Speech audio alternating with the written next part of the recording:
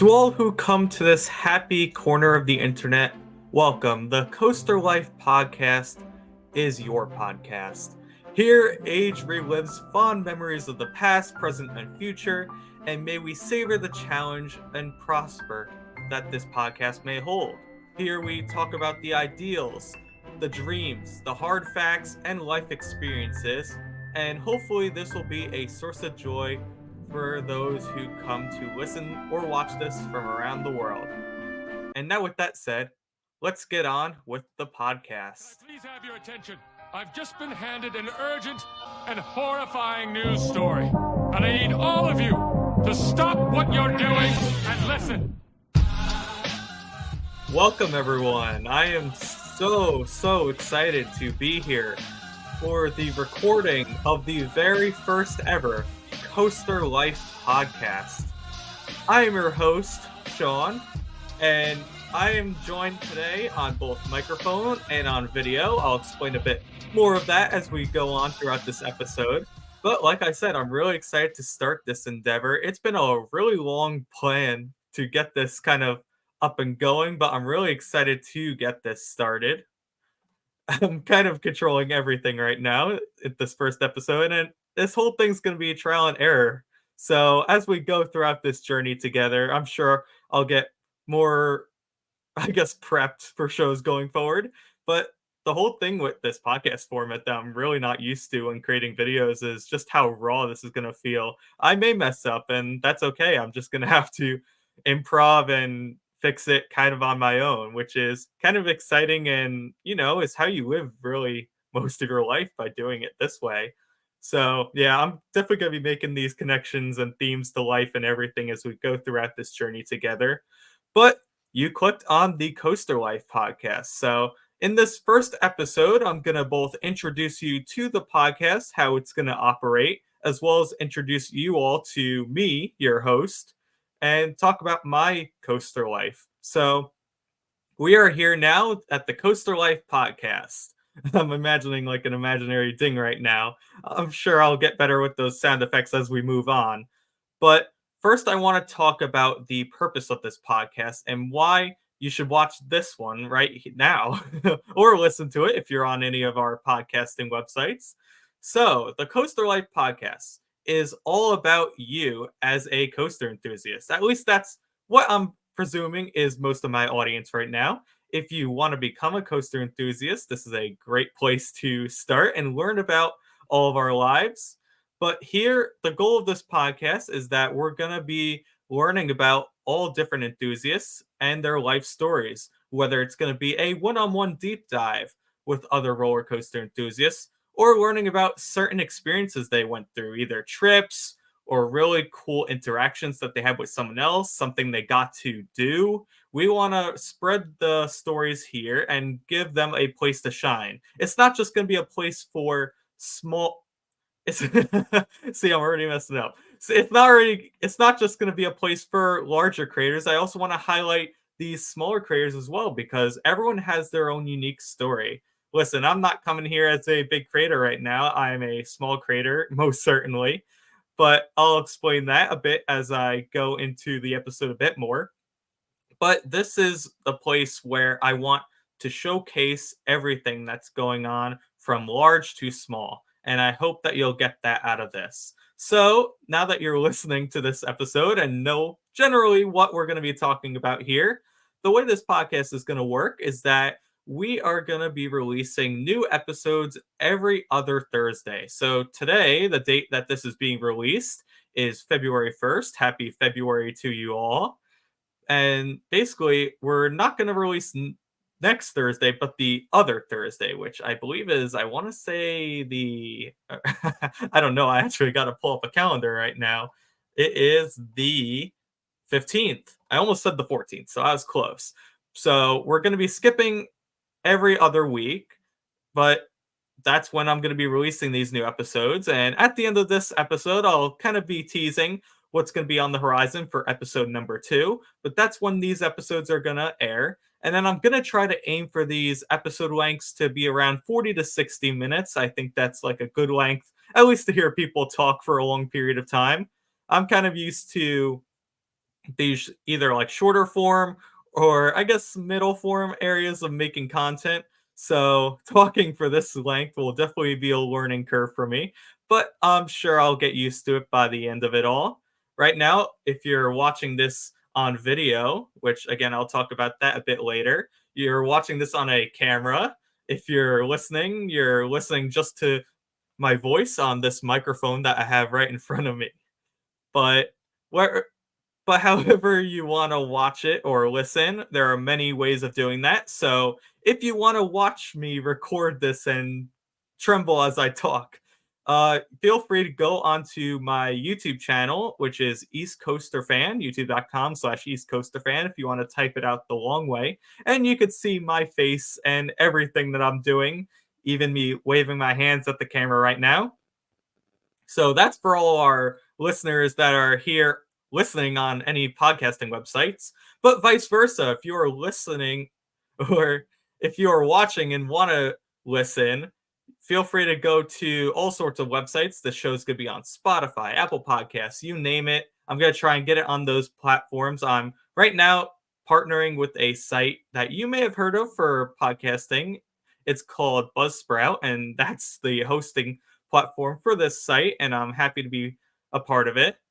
So hopefully they'll do their job and get the show out to everyone, and I'll do my job and make the podcast.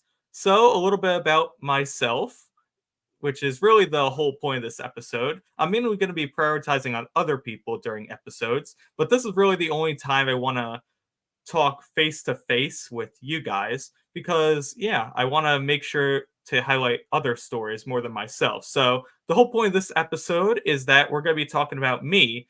That way I don't have to make so many callbacks about my life story. You can hear it all here. So, like I mentioned at the start, my name is Sean Congemma, or you could call me Sean C, or you could call me what my YouTube channel is, YouTube and Instagram, East Coaster Fan. So, yeah, you can call me by any of those names. I am a 21-year-old, almost 22. My birthday's coming up. Year old coaster enthusiast. Been a coaster enthusiast for a really long time now, and probably more than a decade, honestly. And I've seen the ins and outs of this industry basically as an enthusiast. I officially joined the American Coaster Enthusiast in the or at the end of 2017. So if you want to say I'm an enthusiast by that, I've been an enthusiast, God, for what is it, 5, 6 years? I'm hoping I'm doing my math right. So yeah, I've been an enthusiast a while, and I've really been into roller coasters as long as I can remember. So right now, if you're looking at where I am on video, I am at my hometown house right now, but in a few days I'll actually be going back to college. So when I'm home, I am stationed in Long Island, about, I'll say, 15 minutes or so away from Adventureland Long Island. That has been my home park for many, many years. But when I go to school, I am in Delaware. You could probably guess which school in Delaware because there aren't that many colleges there. But when I'm there, I have a nice bubble of parks actually, within like an hour and a half, 2 hour distance away. So in my bubble, there's Six Flags Great Adventure, there's Hershey Park, there's Dorney Park, and there is Six Flags America, although that's the one I've been to the least. Gonna try and get there maybe in 2024, but we'll see. But that's also in my bubble. And then, you drive a bit further out, you have like King's Dominion and Knoebels, or even Adventureland Coney Island. That's like going back home. So I have a nice bubble of parks on the East Coast, but I I've been to a lot of the parks on the East Coast. I have right now, as of this recording, ridden a total of 211 roller coasters. I actually just hit my 200th this past year riding Iron Gwazi. When I said this past year, I meant 2023. I'm kind of still in that phase of calling 2024 the previous year. Hopefully, that doesn't happen for too much longer as we're approaching the end of the month as I record this. So yeah, definitely been to a lot of parks and ridden a lot of roller coasters. So I could definitely say a lot of things coaster related, but I also know a lot about the industry. I know about a lot of the major roller coaster manufacturers. So if you're new to the world of being a roller coaster enthusiast, just know that parks don't make roller coasters, manufacturers do. So the likes of Bolger and Maviard or B&M, Intamin, Gerstlauer, Vekoma, who's making a lot of roller coasters this year in the States. They're the companies that make them. And yeah, there's so much to this industry that I'm sure I'll be able to talk about during this whole series. But at this moment right now, I want to take a moment to talk about my journey into becoming a coaster enthusiast, and that's going to be really the main crux of this episode. So, I started, like I mentioned before, by making so many trips to Adventureland when I was younger. And that was really thanks to my parents. So, I got to thank them for this life that I now take a part in doing. But when I was younger, I definitely made a lot of visits to Adventureland, riding all of the kiddie rides. Some that are there still to this day, some that have changed. But overall, I've been going to that park a lot. I used to be a season pass holder there for, I want to say, like 5 or so years. I am no longer a season pass holder to Adventureland because I find myself now going more to Six Flags Great Adventure than anything else. I'd rather just drive there and ride the likes of El Toro. But when I was younger, that was an easy place to bring me. I remember over the summer, even as little kids, I just begging my parents, "Oh, can we go to Adventureland today?" And yeah, just spending there, spending time there for a few hours and doing fun stuff like that. I know this was during the time at Adventureland Long Island where you used to have the pay per ride bracelets or pop bracelets, and you could actually enter the park for free. Since COVID, you are no longer able to do that, unfortunately. I kind of wish they bring back that system because I have a summer job kind of nearby Adventureland, and if that was the case, I'd be tempted to, hop in the park, ride Turbulence once, and then head back home. But oh well, I mean, it's a path that a lot of parks take, so I'm not surprised that Adventureland does it. But like I'm, but like I mentioned before, I am in Delaware and try to go to parks when I can. Obviously, you got to balance it with school and everything, but that's when I really make a lot of my visits to Hershey Park. So currently, I am a Hershey and Six Flags pass holder. So Hershey Park got the normal season pass, and then Great Adventure, I actually have a Diamond Elite Pass, got those right before they discontinued, so I'm very lucky about that. So those are the parks that I now kind of call home nowadays. But like I mentioned before, growing up, it was pretty much all Adventureland. So the reason I love Adventureland so much is because of that nostalgia. I know way too much about that park, I think. And I kind of consider myself, I'm sure there's plenty others out there, but I consider myself to try to be an expert on the topic of Adventureland Long Island. And if you are interested in that topic, feel free to look at many of the videos that I made from that park on my YouTube channel, East Coaster Fan. So I've been going there, God, so long, honestly. They used to have a coaster at Adventureland called Hurricane, so I wrote that. I remember when Turbulence opened in 2015, and I think it was right around after 2015 that I had the idea to create a YouTube channel. Now, I had been, as a child, just growing up watching YouTube. I feel like I'm part of the generation that really started getting into YouTube videos for the first time and, started watching the likes of the big channels at that time, Theme Park Review, Coaster Force. And then right around when I really started getting into the topic around, I want to say 2012 was that first time a little channel called Coaster Studios came up. I consider myself to be one of the first few Coaster Studios watchers, I guess. There are some videos that were posted to his channel that are no longer there. That's how long I remember. In fact, if you're a fan of his channel, you remember he used to be called Coaster Guy 14. I remember he made a video talking about, oh, I'm going to change my name to Coaster Studios. And I was like, oh, that's going to be an interesting change. And lo and behold, he's one of the biggest channels now. Him and Sarah both watch Coast, both take a part in Coaster Studios.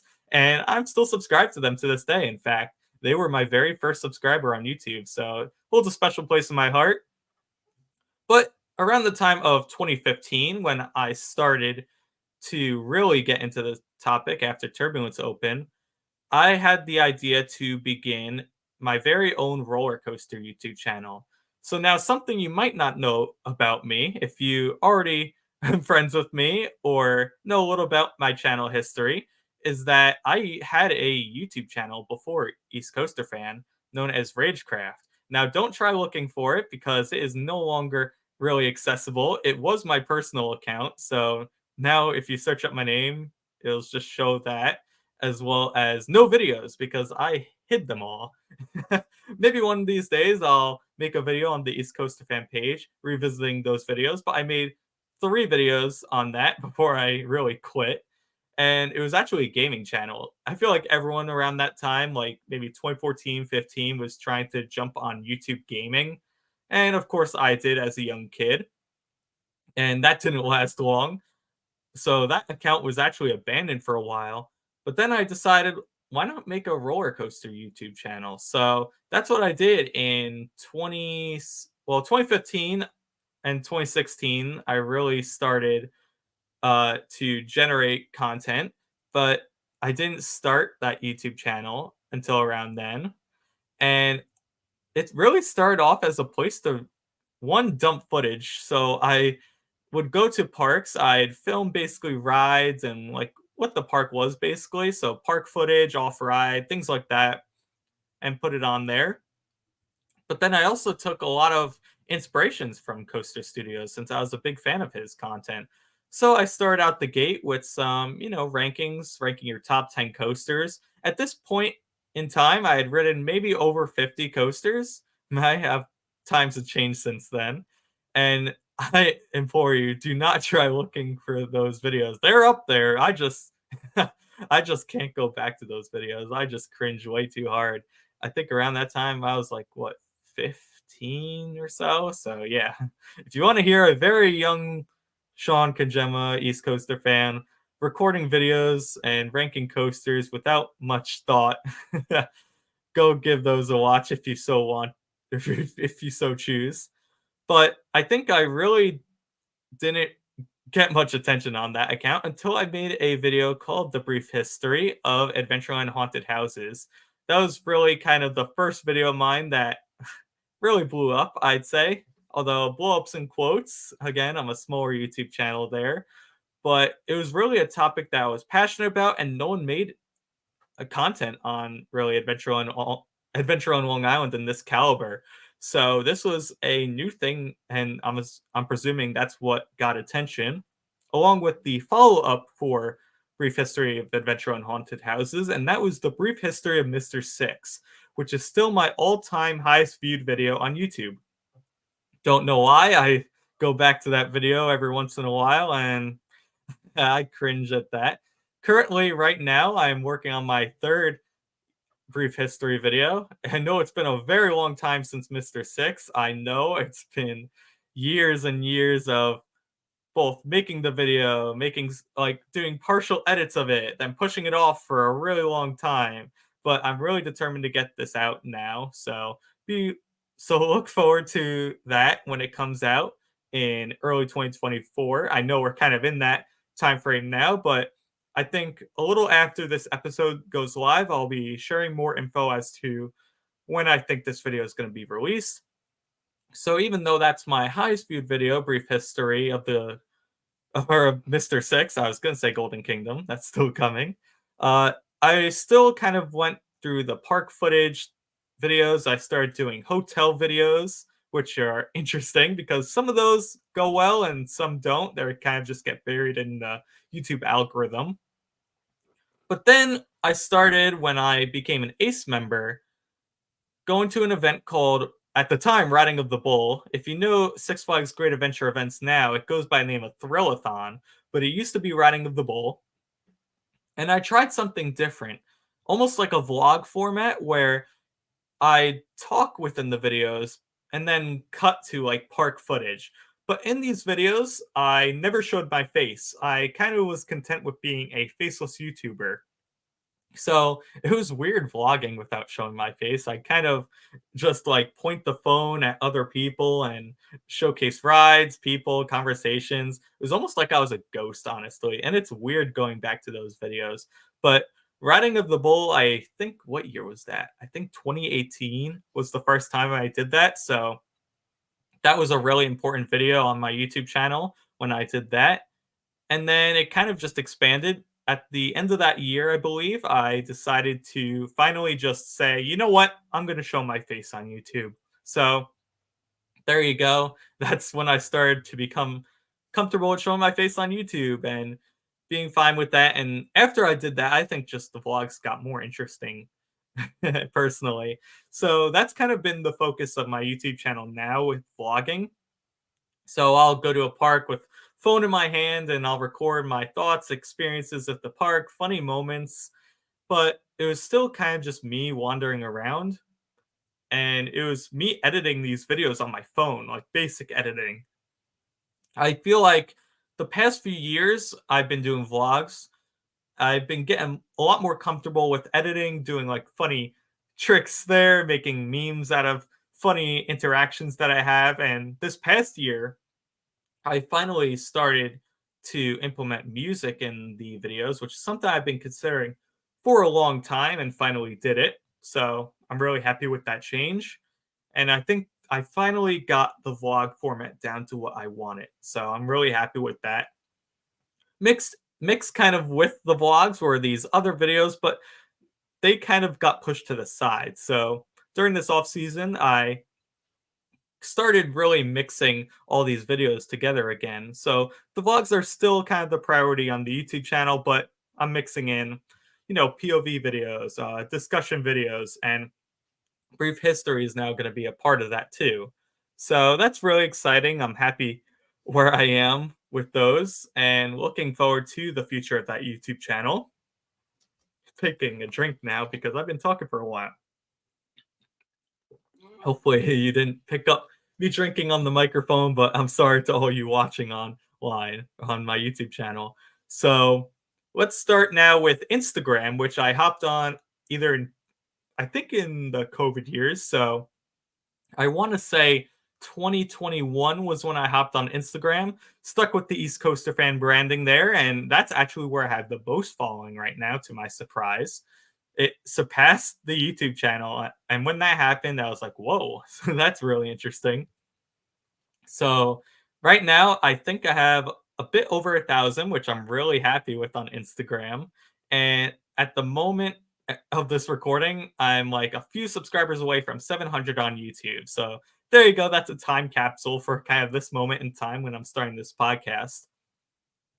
And then, like I mentioned at the top of the show, the idea for this podcast generated a few months ago when I was brainstorming where to go with the YouTube channel for this off season. And podcasting has actually been an idea with me for a while.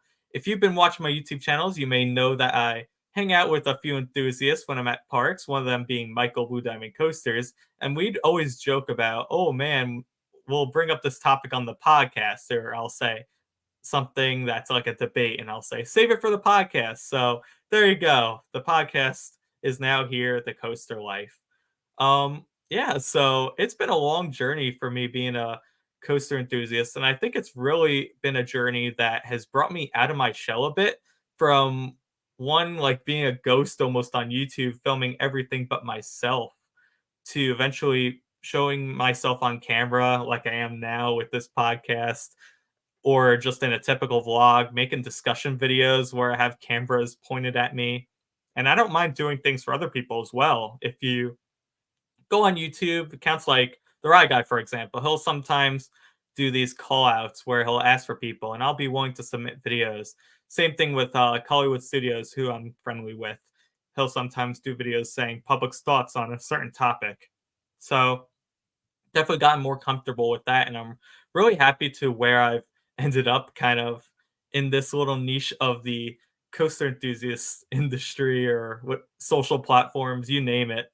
So I want to take this time though to talk about something that I've really never mentioned on YouTube before. And again, this is something that I'm going that I'm planning to talk about in more detail as as I make a YouTube video probably about it within the next few months.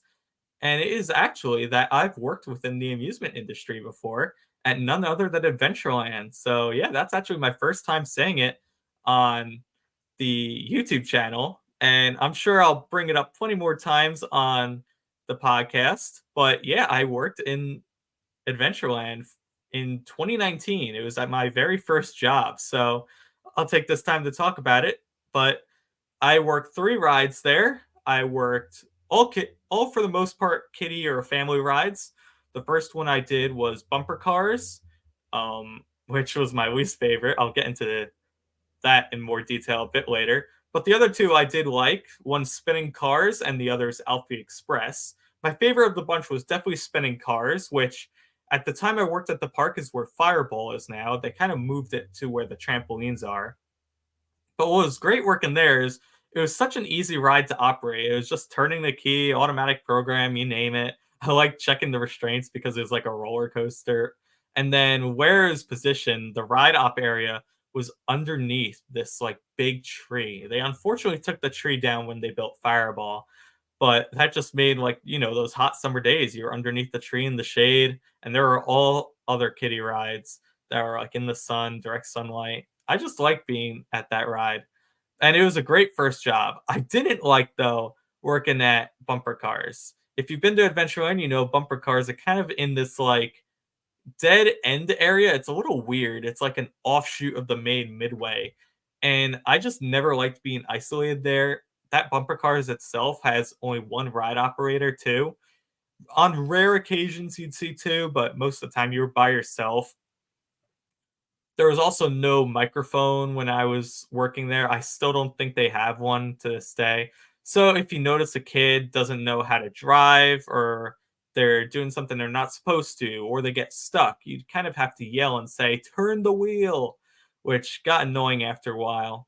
Third thing that was most annoying about that ride was that the bumper cars has one of the more strange height restrictions I'd say in that park, and you have to be a certain size to drive. So, like, that would be the hardest, and I'm sure other ride operators can definitely relate with this pain.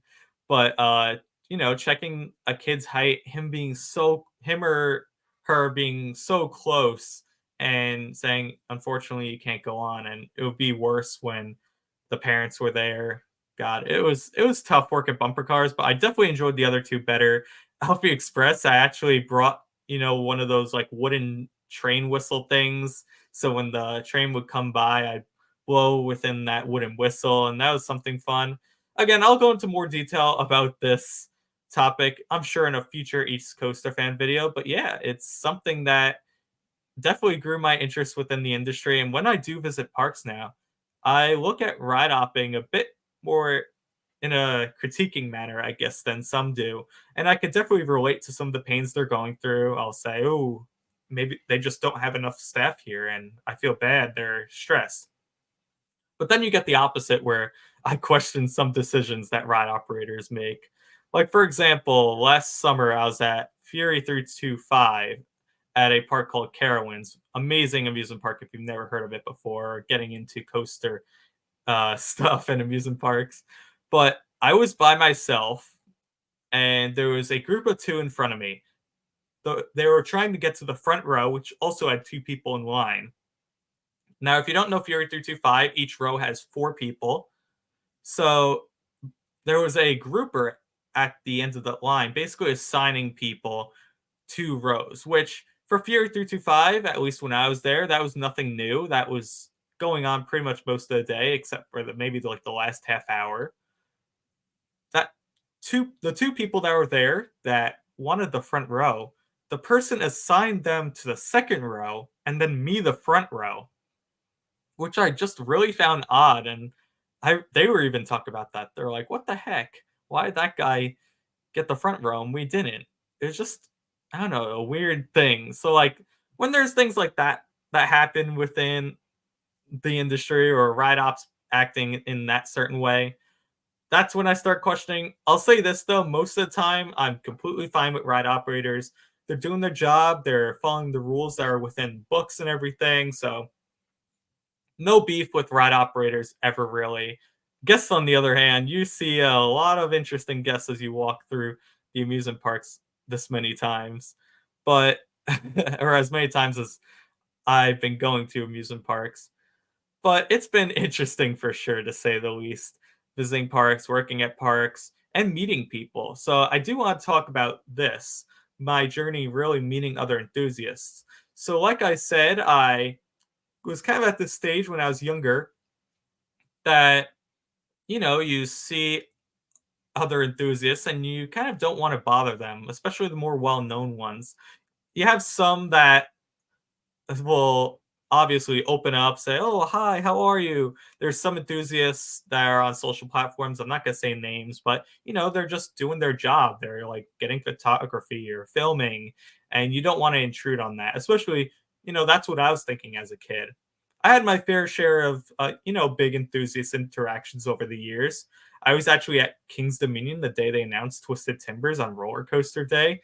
That day had a lot of enthusiasts in the park, and that was actually when I met Clint Novak and Taylor Bybee of Costa Studios for the first time. That was really exciting. But that was a brief interaction, and at the time, I'd only known maybe maybe like one enthusiast when I went to these parks for social events. But I think like 3 years ago, 3, 2, around that time, really started to get to know enthusiasts, one that were, around my age, so we could relate, but also that had similar interests. I know I mentioned him before, but Michael Blue Diamond Coasters, we actually met in college. We go to the same school. So that was really cool meeting him. As well as I think around that same time I met Alex Studios, who else? Very early on was a New England Coaster fan who goes by Jack. Very nice guy, although I haven't seen him in a while. I'm sure I'm going to get all these people on this podcast one day to share their stories because they all have exciting stories as well. This past year, I met a lot of people for the first time, especially on a Florida trip that I went on. And more, I'm just meeting enthusiasts that I can really respect and get along with quite well. And I'm really happy about that. I've kind of turned from an enthusiast that has been scared almost to talk with others to one that I'm willing to talk with and have fun with riding. And I think that really culminated this past year, still doing the 2023, 2024 thing. And that culminated with going to my first ever media day, which, to be fair, it was a small media day for a backyard roller coaster called Shadow Stalker. Now, if you don't know about this, I'll talk about Shadow Stalker a bit. This was a backyard roller coaster created by an enthusiast named Sammy. He runs an account called Built a Thrill. Currently, he's actually building a new backyard roller coaster called Expedition Equinox. Not for himself, but for someone else. His name's Grant, who runs an account. It used to be called Hershey Park Enthusiast. Now it's called Amusement Architect. And basically, for his own ride, Shadow Stalker, he organized a media day event that I signed up for and was picked, and I got to, interact with all these people. Some people that were there were big names in the industry too, like East Coaster General, and Collywood was there, and Upstop Media, Coasters and Brews. I could go on, but that was really the time where I felt, oh my god, I've met so many enthusiasts now that I can interact with and become friendly with. And it's that idea that I'm really trying to replicate almost with this podcast. And I'm excited to share all these stories that other people have. I know I'm taking this time right now in this episode to talk about myself, but like I mentioned before, I want to really focus this podcast not on myself, but on other people because there are so many cool stories that people have in their lives, and I'm excited to share it. So, yeah, I know I spent a long time talking about myself. I am rarely ever gonna talk this long, just me. I want really the main point of this podcast to be a conversation that I have with other people. But yeah, I hope through this you've learned a lot about myself, Sorry, taking another drink since I've been talking so long. There we go. But yeah, it's been really interesting doing this and planning out this podcast, and I'm really excited to share more episodes. So, right now, I'm gonna, I guess, give you a little bit of a hint as to what the next episode of the Coaster Life podcast is, and that is that it's gonna be all about East Coaster. So, if you don't know what East Coaster is an ACE event. It's an interesting ACE event where it's more about like press conferences and things like that than actually riding coasters. Obviously, it's in February, so the only coasters that are open right now are in like Florida or California or Texas. This is more about seeing the people within the industry as well as other acers. During the event, they have these presentations along with merch sales, silent auctions, raffles, merch, like really cool merch. Last year, I attended for the first time and had a really great time at the event. And this year, I'm going again. I think it was a given just how much I enjoyed it last year. And along with East Coaster, the next day, they're also doing a tour of Iron Menace, which will be opening this spring. Cross my fingers. So that'll be really cool. So the next episode of the Coaster Life podcast, we'll be talking about that, and I'm going to be here with another enthusiast from that event. We'll talk mainly about what's announced from that. So I'm going to be also filming a vlog from East Coaster and the tour, but those are going to be more about the experience being there. Since the Coaster Life podcast is going to be out before that does, and I want to get basically what was announced and said at the event out pretty early. That's what's going to be the topic of the podcast. So there we go. It's not going to be a deep dive just yet into the enthusiast lives. We'll get into that as we go on. This is going to be more about a discussion of the trip to East Coaster. It's going to be a basically weekend trip, East Coaster and Iron Menace. And we'll talk about the experience that we had, what was announced, you name it. We'll hopefully talk about it and get to know everything that was said at the event. And hopefully, if you're going to East Coaster, I'll definitely look out for you guys. I'm really eager to meet everyone, talk to everyone. It should be a lot of fun. So yeah, there you go. That's going to be the next episode of the Coaster Life podcast. But in the meantime, again, I want to stress that where you could find this, I guess, if you want to see more regarding the Coaster Life series. Yeah, it's so weird doing a live show. Making mistakes is fun. If you want to get updates on the Coaster Life podcast, feel free to follow me on Instagram. There's two places you can follow. One is East Coaster Fan, like I mentioned before, as well as the Coaster Life. That actually has its own Instagram. So it's at the_coaster_life. So if you're not already, be sure to follow me on there for all sorts of updates regarding the Coaster Life show and when new episodes are dropping, what the next shows are going to be about, and I'm sure I'm going to do fun stuff on there as well. I just made the account a few days ago, so still getting my bearings with kind of running almost two Instagram accounts related to roller coasters, but I'm sure I'm going to get used to that as I go on for more and more episodes. Um, if you are listening on a podcasting service, again, make sure to follow me on East Coaster Fan, the YouTube channel, to see recordings as well as other videos I made. I made one the other day about the Country Bear Jamboree closing, as well as ranking the 2024 roller coasters that are opening this year. And I make all sorts of other content. Once the parks start opening, I'll really start visiting parks again and doing more fun stuff. But like I said, I'll be eventually making videos about East Coaster and the Iron Menace tour. But I hope in this first episode you really got a chance to know who I am as both Sean Kojima, the person, as well as East Coaster Fan, the coaster enthusiast, and new podcast host. So yeah, thank you all so much for watching this very first episode, or you can almost call it the pilot of the Coaster Life podcast. And I hope you'll tune back for episode 2. But in the meantime, you go out there and enjoy your own roller coaster life.